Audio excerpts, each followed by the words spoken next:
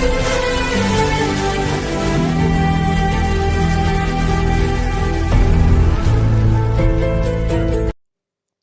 మర్మములు. సహోదరుడు భక్తి సింగ్ గారి అనుభవములో దేవుడు ఆయనకు బయలుపరిచిన దైవ మర్మములు. డిసెంబర్ 29.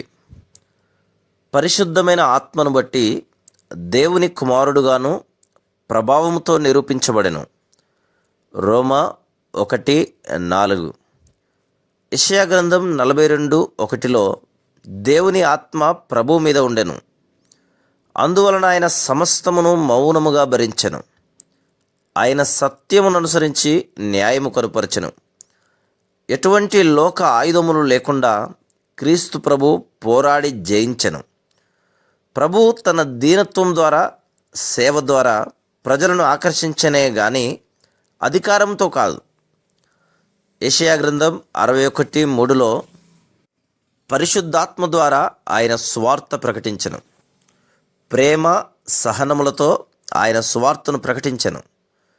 ప్రజలకు సువార్తను ప్రకటించుటకు ప్రభు మనల్ని కూడా అభిషేకించును. రోమా 1:4లో ప్రభు మృతులలో నుండి పునరుద్ధానుడైనందున పరిశుద్ధాత్మ ద్వారా దేవుని కుమారుడని వెల్లడి ఆయను. ఏ శక్తి ద్వారా ఆయన మరణమును జయించి సమస్త ఆధిపత్యము కంటెను, అధికారము కంటెను, శక్తి కంటెను హెచ్చింపబడినో అదే శక్తి మనకును ఇవ్వబడి ఉన్నది. పరిశుద్ధాత్మ ద్వారా ప్రభు మృతులలో నుండి లేచెను. ప్రభువును మృతులలో నుండి లేపిన శక్తియే మనకు ఇవ్వబడింది. Praise the lord.